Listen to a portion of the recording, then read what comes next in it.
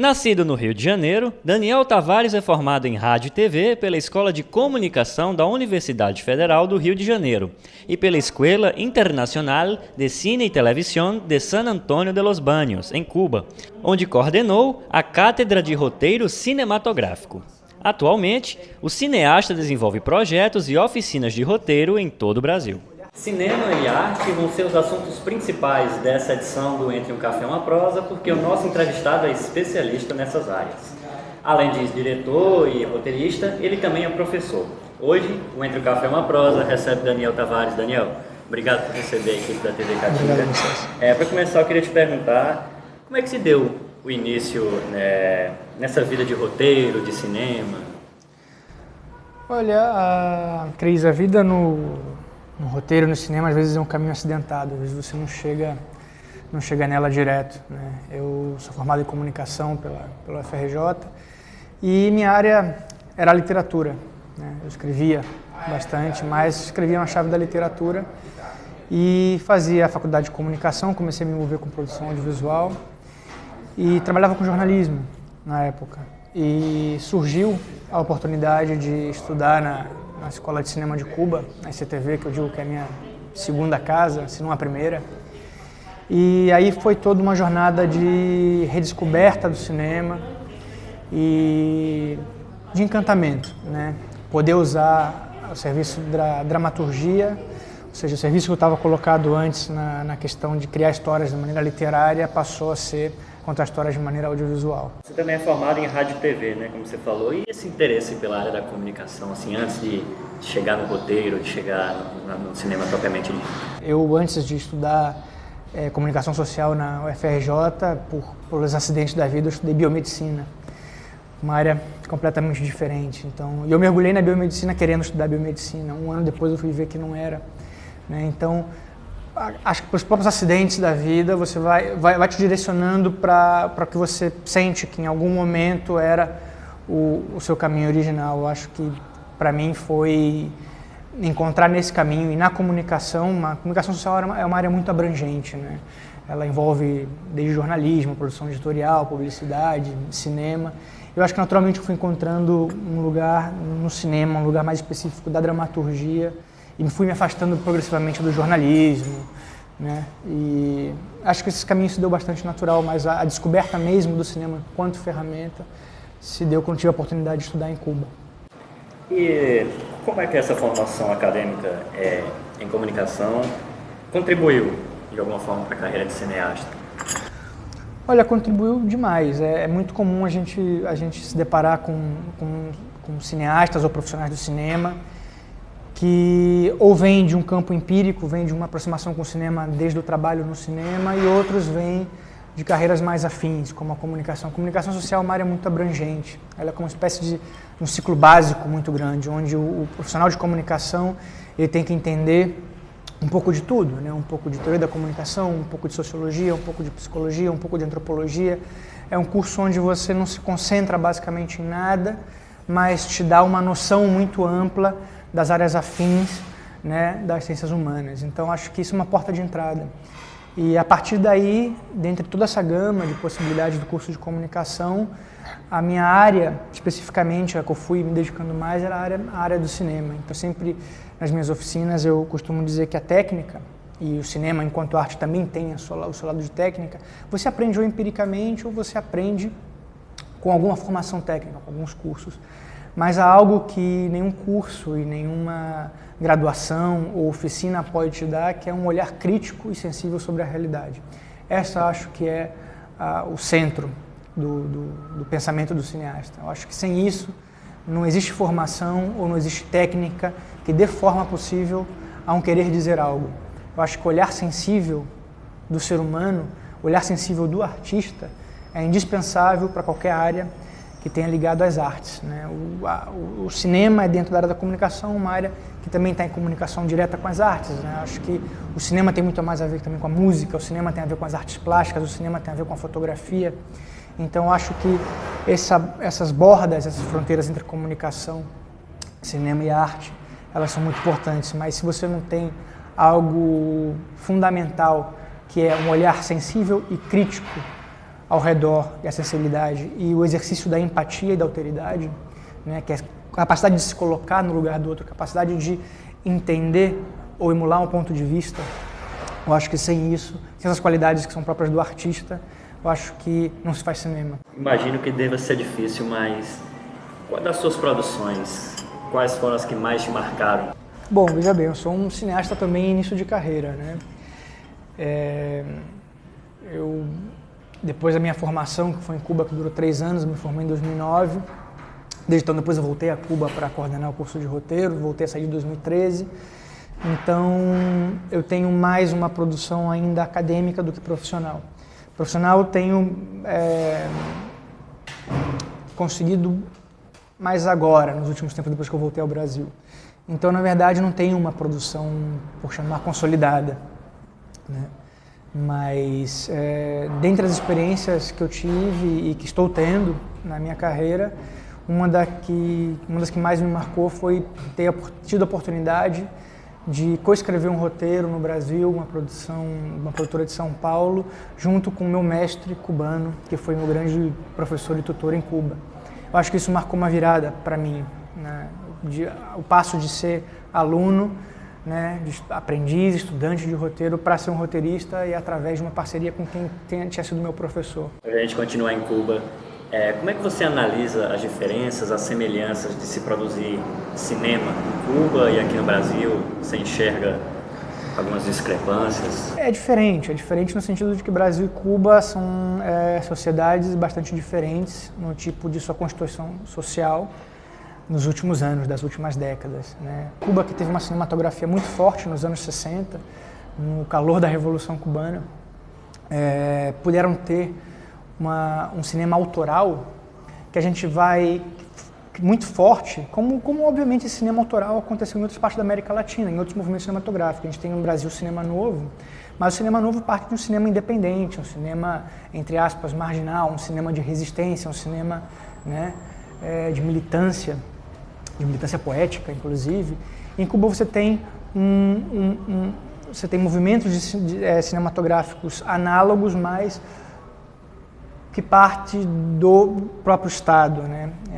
O grande cinema cubano da Revolução dos anos 60, eu acho que é uma das grandes cinematografias do mundo, está aí para corroborar um pouco isso. Hoje é diferente. Hoje você tem, no Brasil, desde os anos 90, com a retomada do cinema brasileiro, você tem cada vez mais produções brasileiras, porque a gente passou um tempo, né, com a quebra da Embrafilme, nos anos 80, anos 90, um pouco com problemas de produção, e a gente conseguiu, na última década, muitas ferramentas de fomento à produção, né, especialmente desenvolvimento e produção. Acho que distribuição é outro gargalo, que a gente ainda tem um problema no Brasil quanto a isso, a gente não conseguiu ainda afrontar esse problema, mas etapa por etapa, né? Eu acho que o próprio fato de existirem oficinas ou existirem o próprio CANI, o Centro Audiovisual Norte-Nordeste, eu tenho o prazer de colaborar, né, nessa formação e na regionalização do cinema nos últimos anos no Brasil. Eu acho que faz parte de uma política pública essencial.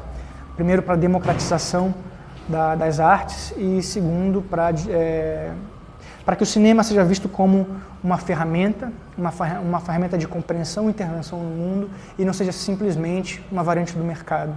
Então, acho que revelar esse cinema, que não é esse cinema industrial, apesar de termos que enxergar também a validade disso, né? Não sou contra o cinema de entretenimento, o cinema de diversão, cinema de indústria. Eu acho que também é necessário, é uma maneira legítima também de contar histórias, mas eu acho que a gente tem que buscar o outro lado, né? Que tipo de histórias estamos contando para que tipo de pessoas, que tipos de visões de mundo e que tipo de troca nós estamos buscando através do cinema. Eu acho que essa missão humanista do cinema, ela tá na base do cinema independente, do cinema autoral.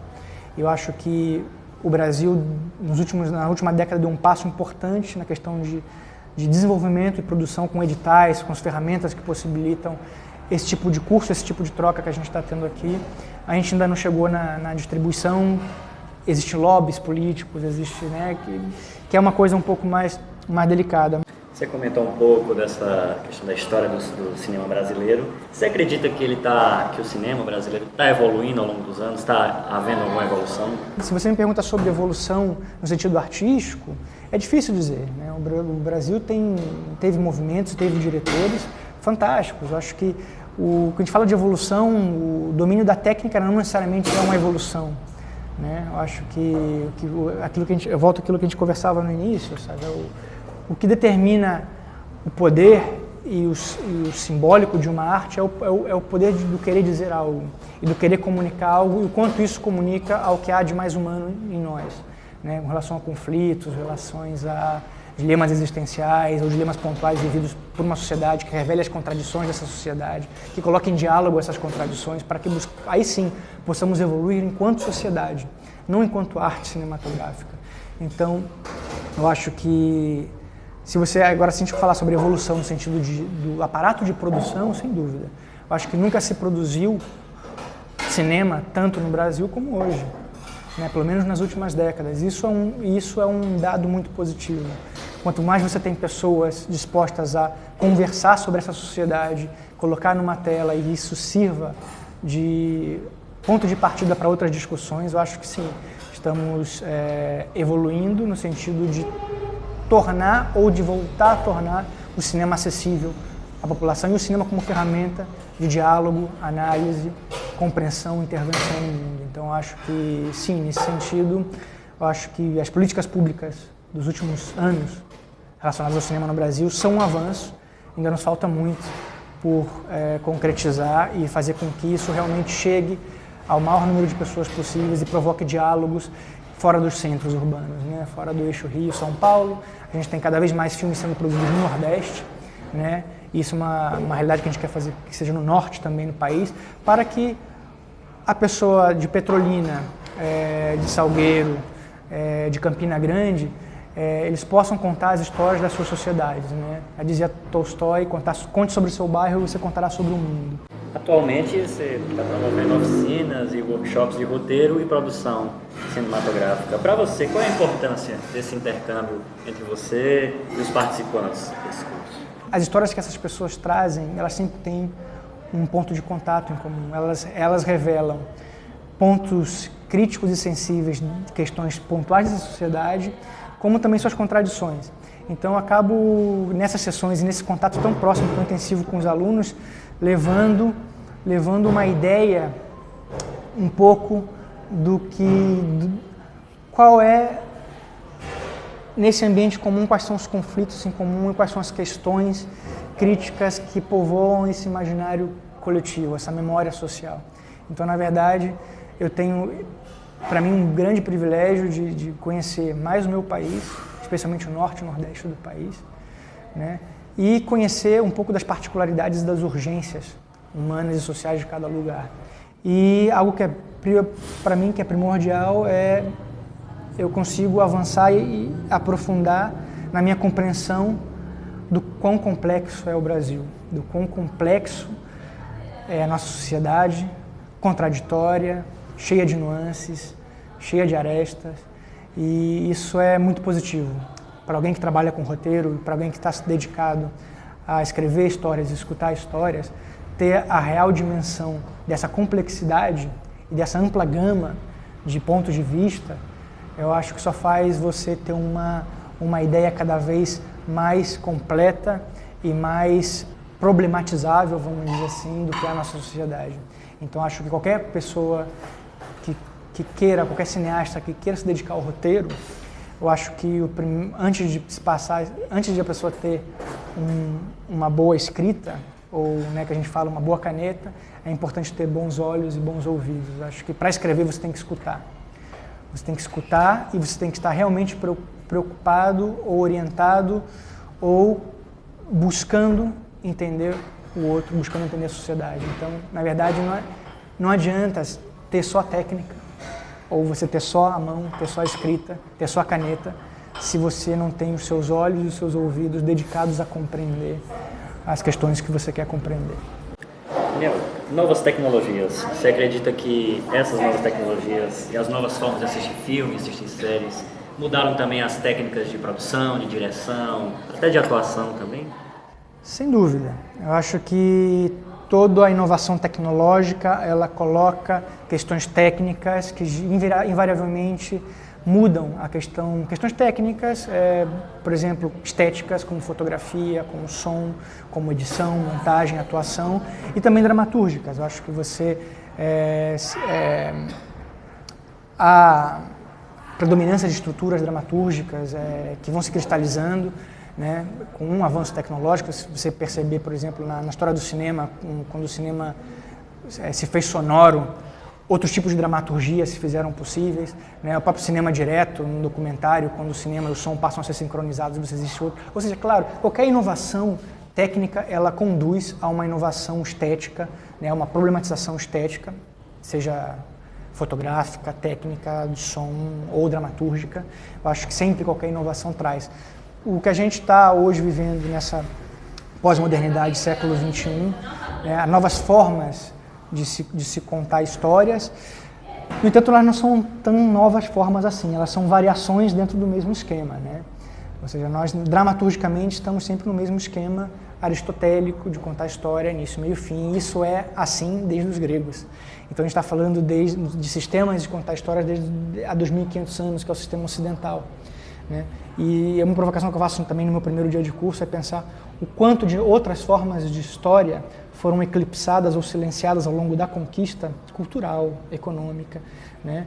E se a gente pegar, por exemplo, se a gente pegar lendas, mitos, as histórias que eram narradas por culturas pré-colombianas, por exemplo, eles tinham seu próprio sistema de narrar, sistema de contar histórias, né? Às vezes muito mais horizontal, como era a Odisseia de Homero, não tão vertical como a Ilíada, como foi a Ilíada, que foi a grande elogio de Aristóteles, se cristalizou na maneira de contar no Ocidente. Então, ao mesmo tempo, essas formas dramatúrgicas, elas existiram ao longo do tempo, elas foram perdidas, né? Houve uma hegemonia de contar a história de uma maneira, né, que está moderada também pela história da literatura, pela história do teatro, também. E chegou o cinema. O cinema é uma arte dramatúrgica que ele não inventa arte dramatúrgica. O cinema é uma arte, é uma técnica, né, uma inovação a partir da fotografia em movimento, mas quando o cinema não nasce narrativo, na verdade. O cinema nasce como um teatro de variedades, né?